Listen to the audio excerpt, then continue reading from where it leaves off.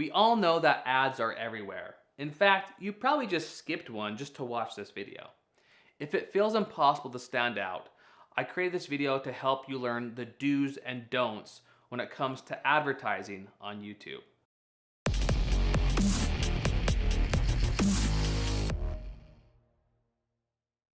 Here at Video Power Marketing, we've had the privilege of marketing both our own and our clients' videos for over a decade. And when you do something for 10 years, you start to notice patterns around what works and what doesn't. And before we dive into it, just know I'm going to leave the biggest don't to the very end, because this don't could kill your business. But I'll show you how to solve that as well. So the first don't talk about your product. Do talk about your audience. They say great marketing is not about your product. It's all about your audience. It's all about the people that you serve. A lot of problems I see that happens is people just talk so much about their service, or they talk more about themselves, or they talk all about their product, when really people don't care anything about you until they know that you care about them. So in your marketing, make sure that you're talking to your audience. Talk about what challenges they're facing and how they can overcome them.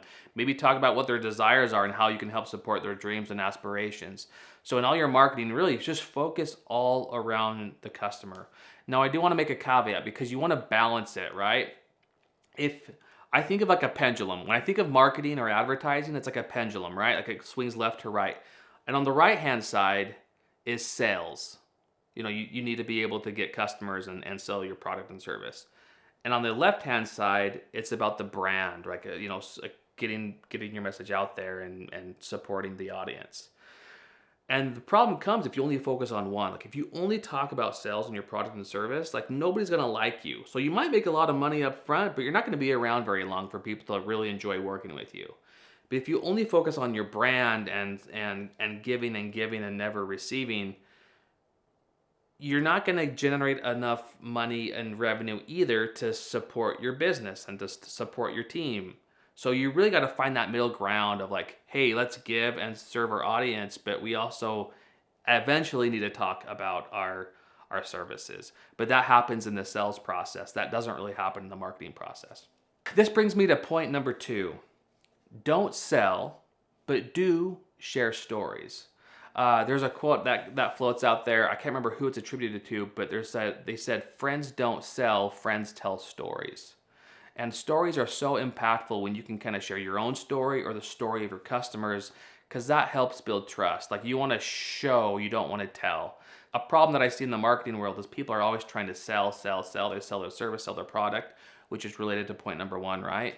But really, if you could share your story, share your own story, share the story of your customers, like put them on that pedestal and say, hey, look, this is where this person was before. This is how we're able to serve them and help them. And this is where they are now. I mean, hopefully your product or service has some great testimonials about it, because if not, you might need to work on your service or product. Again, don't sell your product or service all the time. Do share stories of your customers. Share your own personal stories about how they've been able to grow, right? So maybe this person's like, hey, before they met us, they were here, they used our product or service, and this is the problem that it solved, and now they're crushing it. Like they have some great results, right? So hopefully your product or service has some great results and some great experiences of what people have had working with you. All right, now point number 3, don't be a porcupine. Do be a rhinoceros. Meaning, great marketing and great advertising has 1 point, not many points. A problem I see that a lot of people have is when it comes to making a video or making any type of marketing content, is they try and hit all these points. And if you have too many points, it can kind of confuse the viewer, it can confuse the audience. So really, if you can distill your message down, have one strong point. They say a confused mind never buys. So to avoid confusing people's minds, make sure that you have 1 point, not many points. Meaning, be a rhinoceros, not a porcupine. All right, and the last point, and I think this is one of the most important points, because if you don't do this one correctly, it could cause a ton of stress and maybe even kill your business. Don't lean on one traffic source, but do diversify your traffic sources and focus on owning an email list. The reason being is if you look at any traffic source, you got Facebook, you got YouTube, you got Google, they make changes all the time. If you only focus, if all your traffic and all your sales are coming from SEO, and Google changes the algorithm, and then it impacts your standings with SEO, well then there goes your sales traffic, right? Same thing with paid ads. If you're crushing it on YouTube or Facebook, and then they make an algorithm change, that could then crush all your traffic sources, and you have to go rework everything, right?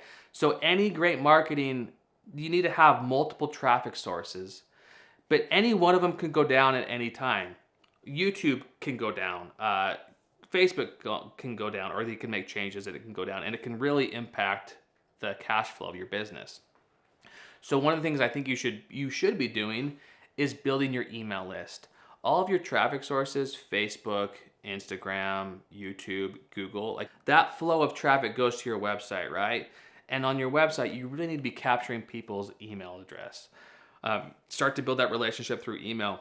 People don't just see an ad. Well, some do. Some people will see an ad and they'll buy right then. Most people won't though. So when people see an ad, they go to your website, and you need to have some type of incentive for them to download something or watch a training. But you need to be able to capture their information so that you can start to provide them with more value, so much so that they eventually want to purchase from you or they want to work with you. The bridge between a view and a customer is an email list, right? The main benefit of an email list is you can reach them anytime you'd like.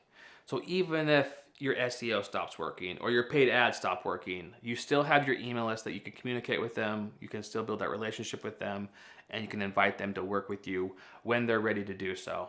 So again, don't lean on one traffic source, diversify your traffic sources, and focus on building your email list.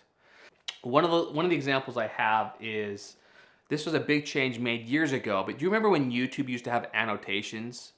You could click on these annotations, and people would be going to your website.